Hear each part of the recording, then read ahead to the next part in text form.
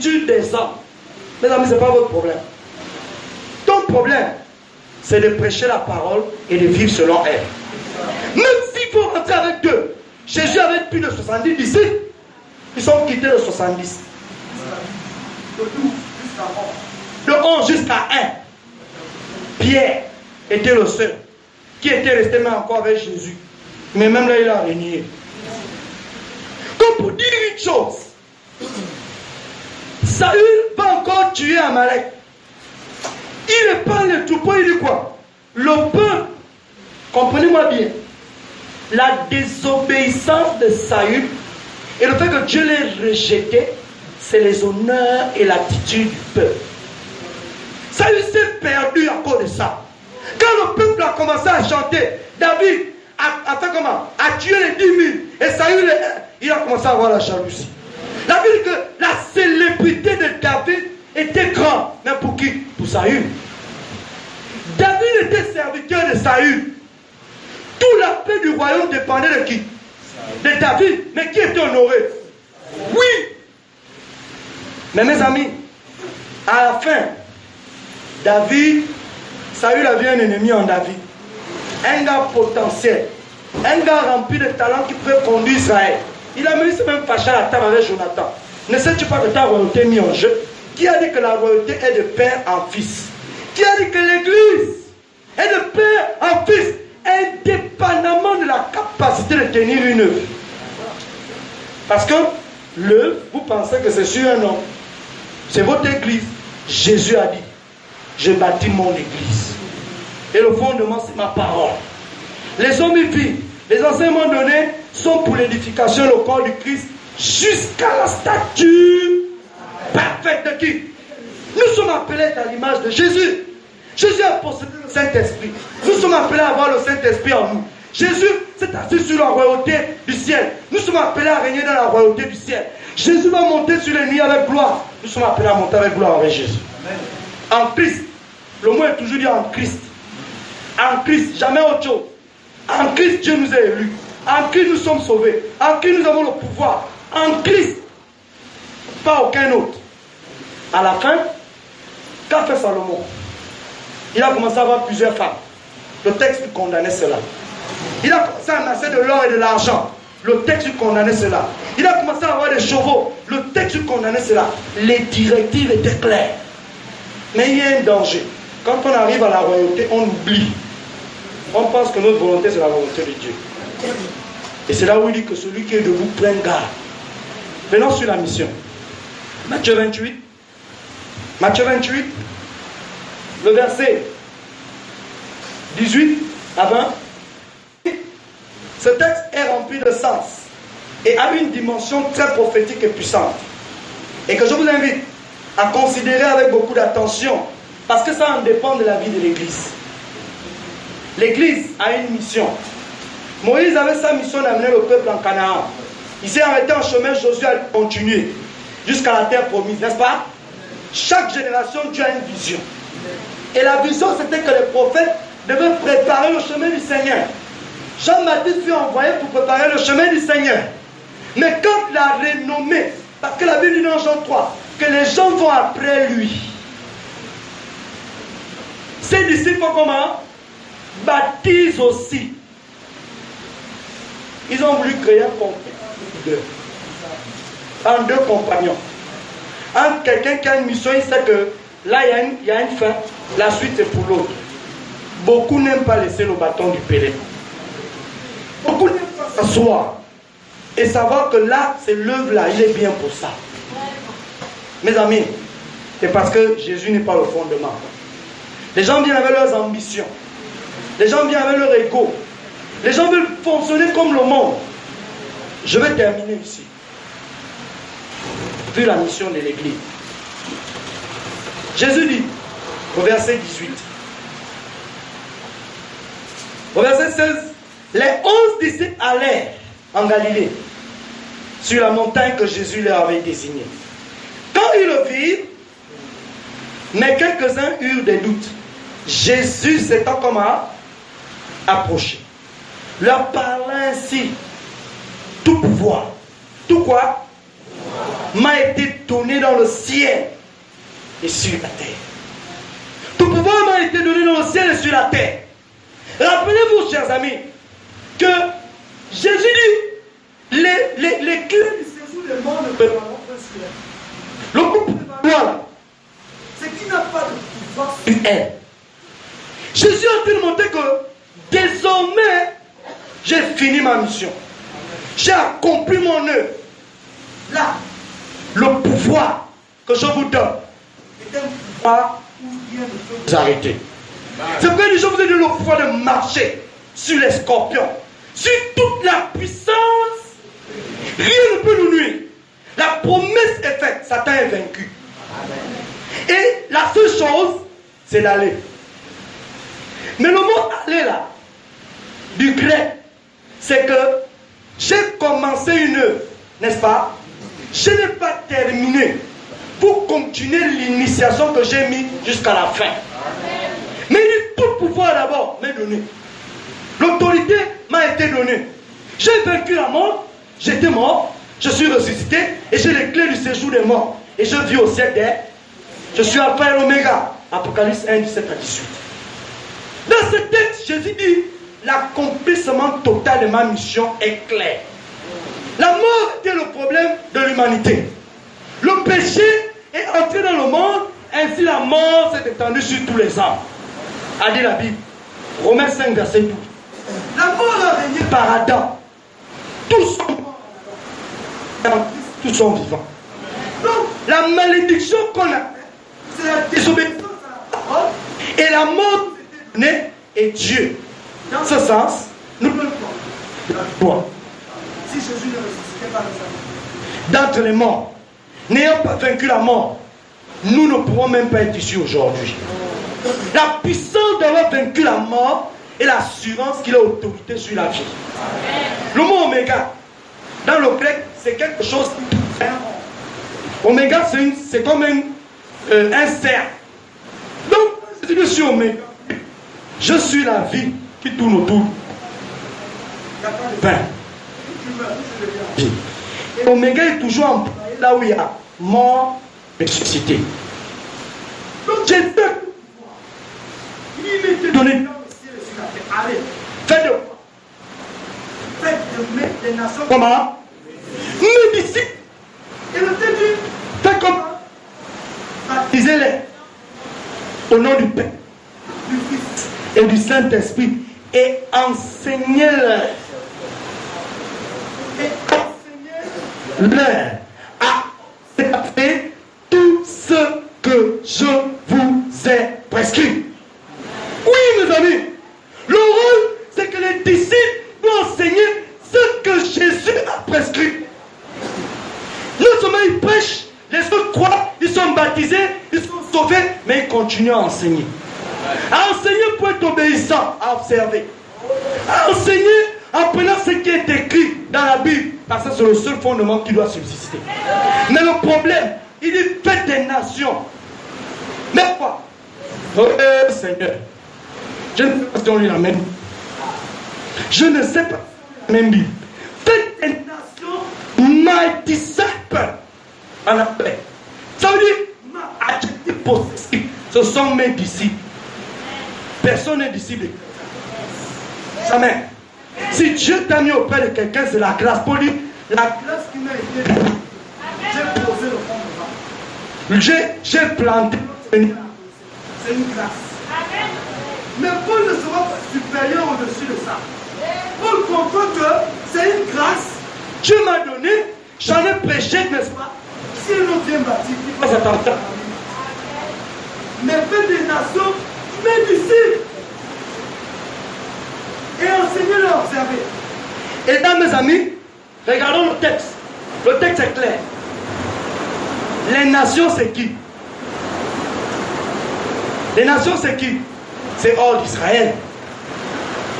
Dans la vision de Jésus, Jésus a une vision à trois niveaux. D'abord, il a une vision de l'expansion de sa parole. À travers où? Le monde entier. Est-ce qu'on peut dire amen? Amen. Jésus ne veut pas que sa parole s'arrête à une catégorie de personnes. À une limitée en Israël mais qu'elle s'empare vers le monde entier. Alors Jésus, dans sa vision, c'est une expansion de sa parole à travers le monde entier. Deuxième chose, Jésus a une expansion de territoire. L'évangile n'est pas limité. Dans les territoires voisins, Jésus attend avoir des disciples. Jésus attend voir le nombre de disciples s'agrandir. Je ne sais pas si on se peut comprendre. Jésus, il a une expansion numérique. Le nombre de disciples doit comment augmenter. Acte chapitre 2, les disciples s'envoisinaient environ 3000. Acte chapitre 5, ils étaient environ 5 000. Acte chapitre 9, le verset 31 actualisé. Ça veut dire que l'église s'accroissait et le nombre de disciples augmentait considérablement. Chers amis, Jésus a une expansion.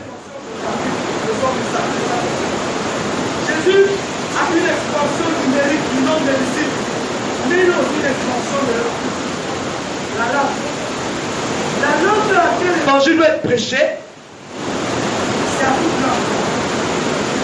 Parce que les disciples ne parlent que hébreu et grec ne peuvent pas prêcher à des gens qui sont ne peuvent pas prêcher à des gens qui parlent de Jésus. Ne peuvent pas prêcher à des gens qui parlent le grand format. Ne peuvent pas prêcher à des gens qui parlent au kourou. Ne peuvent pas prêcher à des gens qui n'ont pas le langage commun. Alors le Saint-Esprit a Pentecôte. Alors le Saint-Esprit a Pentecôte. Alors le Saint-Esprit a Pentecôte. Tombant sur toutes les langues qui existent sur la terre. Chers amis, c'était une preuve de la prophétie de Jésus-Christ. Jésus-Christ attendait que le message soit prêché dans toutes les langues. On prêche le message en anglais, en français, en kourou, en espagnol, dans toutes les langues. C'était le nom de Jésus. Apocalypse 14, le verset 7.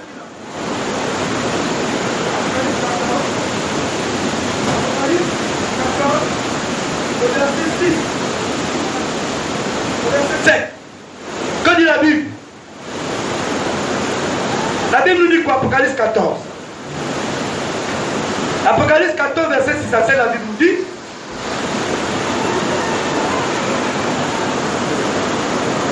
Verset. Il dit, ce qui ne veut pas qu'il connaisse par le chemin du ciel. Ayant l'évangile éternel, la leçon aux habitants de la terre. Aux habitants de pas aux habitants de la terre.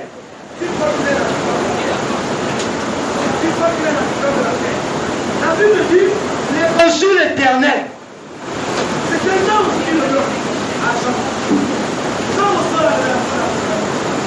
Il lui dit la bonne nouvelle de l'éternité de Jésus sera annoncée à tous les hommes.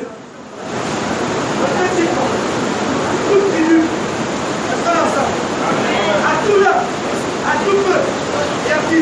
À toute nation. Disait le texte. Et le texte dit, au verset 7, craignez Dieu.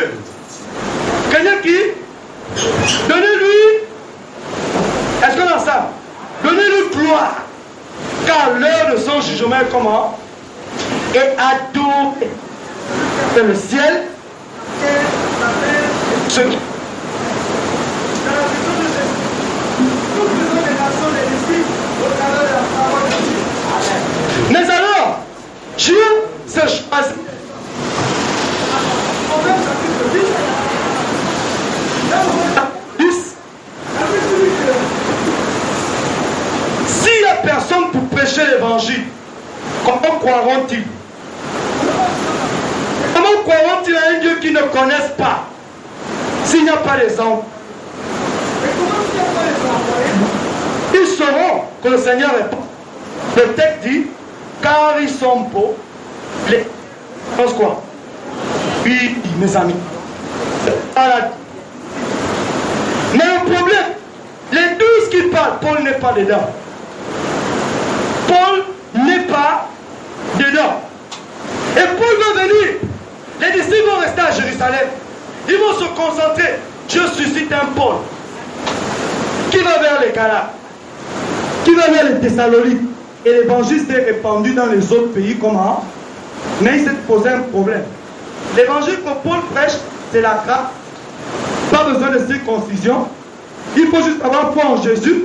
On est pardonné, on a le salut, on est partagé les uns les autres. Ça a suscité l'opposition. L'opposition commence ici. Paul fait des nations des disciples. Il répond l'évangile. Il amène l'évangile. L'opposition va se mettre autour d'une doctrine, autour d'une parole. Et 15. 15. Ils vont dire, si les gens ne se font pas circoncis, alors ils vont se convoquer quoi? Une assemblée. Une assemblée à Jérusalem pour trancher de l'affaire de l'incompréhension de la parole. Mes amis, l'église est une. Elle était locale et universelle autour de la même parole. L'église n'était pas dénominationnelle. Les églises étaient en quand vous lisez Actes chapitre 1 verset 26, on dit pour la première fois on a appelé Antioche les chrétiens. Le mot chrétien c'est métanéo, qui veut dire disciple. En d'autres mots, nous faisons des hommes les disciples de Jésus. Nous leur enseignons à appartenir à Jésus, et c'est Jésus qui donne la vie. Jésus ne nous a pas appelés à faire les adeptes d'un leader autour d'une personne. C'est une question de dons spirituels. Osée, il a donné apôtre. Osée, il a donné prophète. Mais pour l'édification du corps de Christ. Lisons le texte, c'est là où je termine. Que, en tant que des leaders, ou avec Dieu, nous devons savoir une chose. Si Dieu vous confie un ministère autour de la parole, gardez d'abord la parole de Dieu. Si nous sommes incompris en tant qu'église sur les points doctrinaux, réunissons-nous en assemblée, comme le faisaient les actes des apôtres. L'esprit de division, de ne pas s'assembler, et tout feu. Dieu n'est pas à la recherche de notre ministère. C'est la parole qui est plus importante et que l'église avance en rang unique. Dispersée à plusieurs endroits. Parce que Jésus, dans Matthieu chapitre 14, cette bonne nouvelle, c'est quoi? C'est quoi? Au monde entier. Alors, si l'église n'est pas répandue en plusieurs lieux, comment je vais atteindre le monde? Si nous restons à un autre endroit, imaginez si l'église était restée. Comment l'évangile a prêché? Imaginez si l'évangile était resté. Comment l'évangile a prêché? Et Jésus dit, les vrais adorateurs, venu sur la montagne, et puis à Jérusalem. C'est plus dans les bâtiments, mais c'est en esprit. En esprit, pourquoi? Le Saint-Esprit doit habiter chez les gens. Tout homme devient un porteur de l'Esprit de Dieu, le temple du Saint-Esprit. Mais en vérité, parce que si la vérité n'est pas au fondement, mes amis, on a pas la vie. On doit adorer Dieu avec notre intelligence renouvelée, de la connaissance de la parole de Dieu, de la connaissance de ce qui est écrit. Et là, nous savons qui nous adorons. Nous sommes dans le bon chemin à la lumière de la parole. Maintenant, Jésus a maintenant suscité dans l'église des dons spirituels. Mais lisons Actes, Éphésiens 4, on termine là-bas. Verset 4, verset 5, verset 6 et verset 11 à 15. Ensuite, nous allons discuter. Question. Comment l'église, nous pouvons devenir forts pour notre mission, c'est les disciples. En rang dispersé, le diable nous gagne. Chacun dans son coin. Or, si nous avons le même message, la même parole, que nous répandons, nous sommes sûrs et certains que nous gagnerons du terrain pour la gloire de Jésus-Christ. L'église de Jésus est fondée sur sa parole. L'église de Jésus, il est l'initiateur. Le fondement, c'est sa parole. L'écriture est la seule chose qui convainc, qui instruit, qui corrige et qui conduit dans quoi? La vérité pour avoir des bonnes œuvres. L'écriture seule, sola scriptura, disait Martin Luther. Sola scriptura, Martin Luther. Éphésiens 4, verset 5. Que dit la Bible?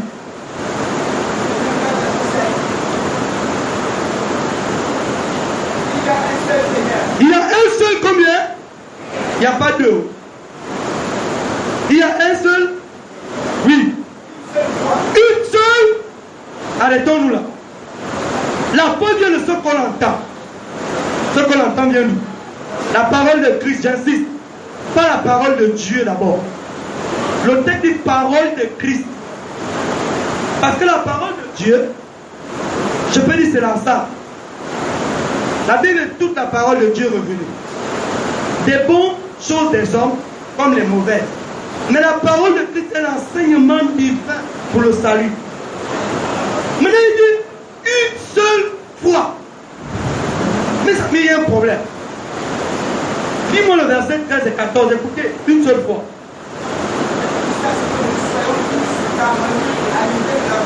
À l'unité de la foi. Waouh! Arrête-toi. La Bible dit, nous devons avoir une seule foi. L'unité de la foi doit être unique. Le même enseignement sur le baptême, le même enseignement sur le salut, le même enseignement sur le retour de Jésus, le même enseignement sur l'enlèvement de l'église, le même enseignement sur les dons spirituels. Si nous sommes divisés et que les gens ont replié sur les congrégations, ça cause un problème de fondement. Est-ce que tous enseignent la parole de Christ révélée? Est-ce que tous prennent la Bible comme étant telle? S'il y a des problèmes avec un des collaborateurs, le leader peut se tromper. Et là, il faut beaucoup d'humilité. Pierre s'est trompé. Mais il n'est pas resté là. Paul l'a repris. Il n'a pas vu un affront. Il n'a pas vu un problème. Moïse s'est trompé en dirigeant le peuple. Un païen en Christ, Jéthro. Il dit, Moïse, tu fatigues le peuple. Tu passes tout ton temps à porter la charge. Qui t'appela Moïse? Qui t'appela quoi? Les leaders sont responsables de l'échec de leur ministère. Parce que quand vous mettez tout sur vous-même, vous pensez indispensable. Dieu a donné les uns 5 dons. Dieu a donné les autres 2 dons. Mais le 2 là est essentiel pour toi. Celui qui a la connaissance pour pouvoir construire le tabernacle était essentiel pour la réalisation d'après le modèle. D'après le modèle, mes amis, nous n'avons plus de modèle Jésus. C'est pourquoi il y a les falsifications. 1 Corinthiens 11, l'apôtre Paul au verset 1 dit, soyez mes imitateurs comment? En Christ, imitez-moi de ce que vous avez vu en moi qui est le Christ. Mes chers amis, l'unité de la foi a fait en sorte qu'il y ait un concile comme aujourd'hui. Ils se sont retournés autour d'une assemblée pour débattre ce qui est écrit. Jusqu'à la fin, ils ont dit, bon, Paul et Barnabas iront vers les païens et nous vers les juifs. Est-ce qu'on a ça? L'unité de la foi. Est-ce que nous pouvons dire église chrétienne? Aujourd'hui, nous sommes unis au même enseignement. Sinon, il faut se réunir pour voir ce qui ne va pas, mes amis. Et les chrétiens sont un. Tu deviens adepte. Tu tout à l'heure. Tu obéis ou on te tue. C'est tout. Parce que c'est trahison. J'avais vu un film où, pendant la Seconde Guerre mondiale, il y avait un chat qui naviguait dans les 2 camps, le camp nazi et le camp d'Angleterre, c'est-à-dire la Triple Alliance, les États-Unis, ils naviguaient. Et un soldat a pris le chat. Il a posé. Il s'est mis. Il a tiré, il a fait un trait. C'est bizarre. Le chat cherche la nourriture, point barre. Mais il estime que le fait qu'il soit un pied dedans, un pied dehors, il frappe. C'est le même problème que nous avons. La Bible dit que les Thessaloniciens avaient des sentiments plus nobles et bénéfiques. Ils s'examinaient si ce qu'on leur disait était comment. Mes amis, au ciel, il n'y a que les disciples de Jésus-Christ qui ont suivi Jésus. L'appartenance à une église importe peu à Satan. Le titre que vous avez importe peu à Satan. Satan s'est servi d'un roi comme Saül. La Bible dit que l'Esprit de Dieu s'est retiré au mauvais qui a possédé Saül. Il a possédé un roi. Il a possédé les sacrificateurs. Il a possédé même Pierre qui fut leader plus tard. Satan. Quand tu t'éloignes du fondement, il te prend. Ce n'est pas de problème pour lui. L'unité de la foi, mon frère. L'unité de la parole. Continue.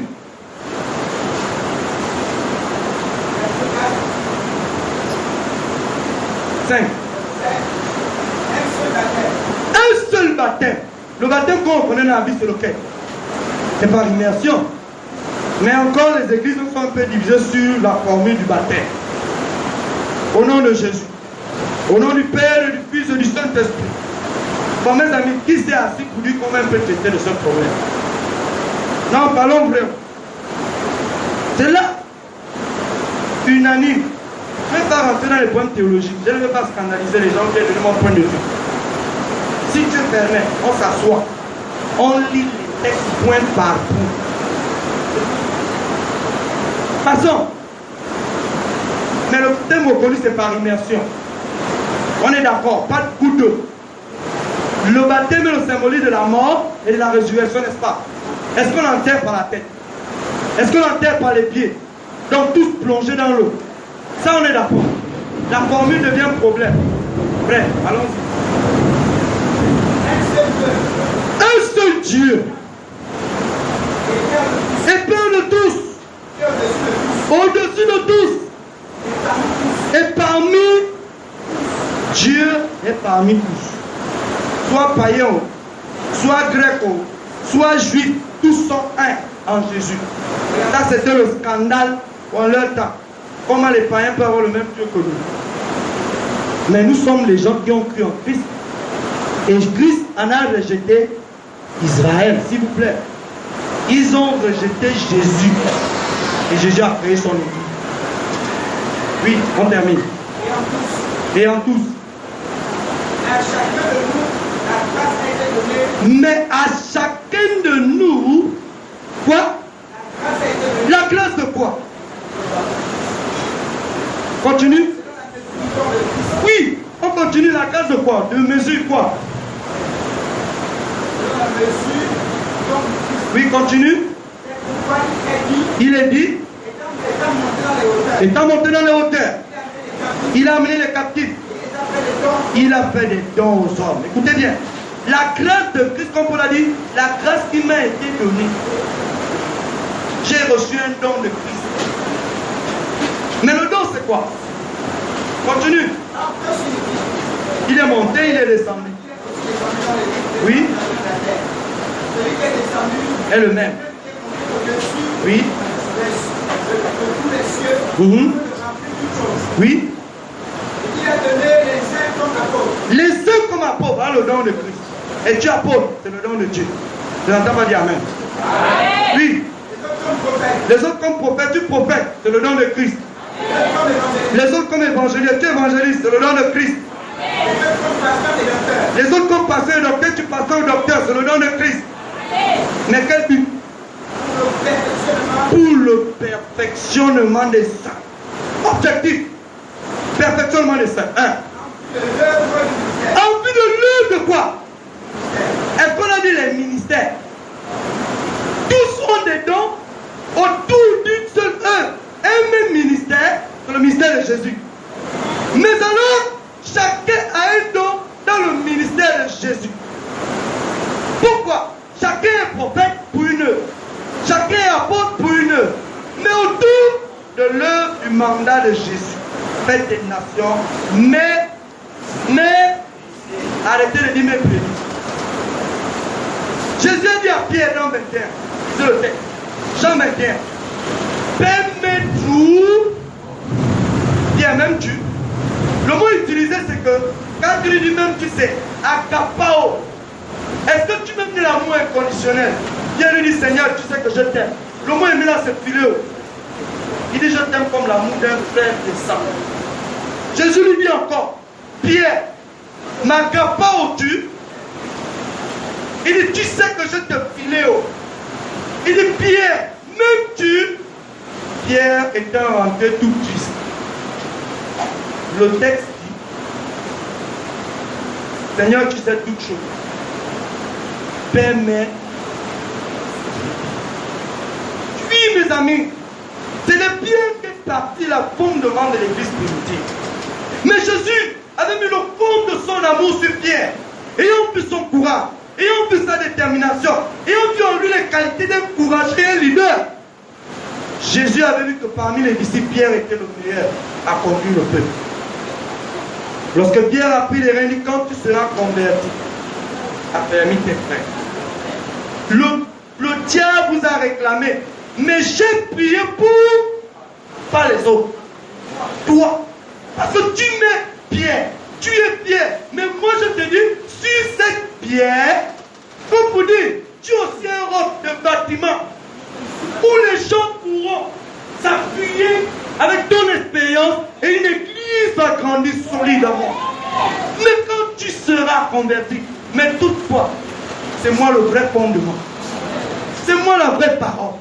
C'est moi qui donne la vie. C'est moi qui reviendra. C'est moi qui ai payé le prix. Pierre, ne l'oublie pas. Mais le texte termine en disant, l'édification du corps de Christ est terminée. On enseigne dans les églises, dans les communautés, autour du même enseignement, pour arriver à une seule chose, la même foi. Et parvenir à l'unité. Et jusqu'à la stature, mes amis. Comprenez bien, on doit amener les gens à être matures en Jésus pour la maturité. Le texte de Pierre 1, verset 23, regarde quoi. Vous avez encore besoin du lait. Est-ce qu'on a ça? Dans lequel vous croisiez le salut.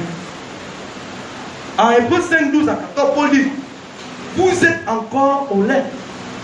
Pour qui donner des mains depuis. Vous avez besoin qu'on vous instruise encore sur les érudits.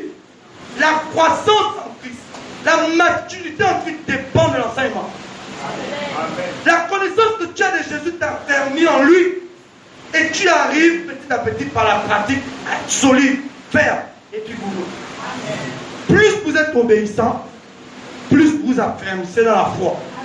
Plus vous voyez que Dieu fait des expériences avec vous, pour vous affermissez dans la grâce à l'enseignement. Mais on doit arriver à l'unité de la foi, à parvenir à la statue de Christ. Et le texte dit, nous ne serons plus des enfants flottants plus bons d'eux. Si nous avons des problèmes, mes frères, Paul dit, après moi il s'introduira des loups. Après moi il y aura des gens qui n'épargneront pas le troupeau. Merci mon frère, que Dieu te bénisse. Si Paul a pu voir plus tard que l'église peut être divisée autour des problèmes de l'enseignement, c'est parce que Jésus n'était plus au centre. L'enseignement de la Bible n'était plus au centre. Le concile de Jérusalem a traité le problème avec les païens, avec la circoncision. Désormais, l'évangile était parti sur une même église, à différentes localités, autour du même enseignement. Les autres comprenaient que si je suis leader, un autre peut me remplacer, continue-le, pour que Jésus soit glorifié. Jean avait dit, qu'il croisse. Moi je décroisse. Jean 3. Il dit, mais les gens ont la renommée, la popularité, la gloire que Jean-Baptiste avait. Il a dit, mon œuvre est finie. C'est l'œuvre de Jésus. Un homme ne peut recevoir ce qui a été donné du ciel. Savons-nous reconnaître nos limites? Savons-nous refaire la génération future pour conduire le flambeau du pèlerin? Avons-nous l'idée de comprendre que nous devons faire des nations, des disciples? L'église a une mission, c'est gagner les adeptes de Jésus-Christ. Et l'église est un. L'église que Jésus vient chercher. C'est une église, des gens qui l'ont aimé. De toute nation, de toute tribu, de tout là. Apocalypse qui viendront de tout bord. Au nom de l'agneau. Et là, ça ne dépend plus de rien. Dieu vous bénisse. Que Dieu vous garde.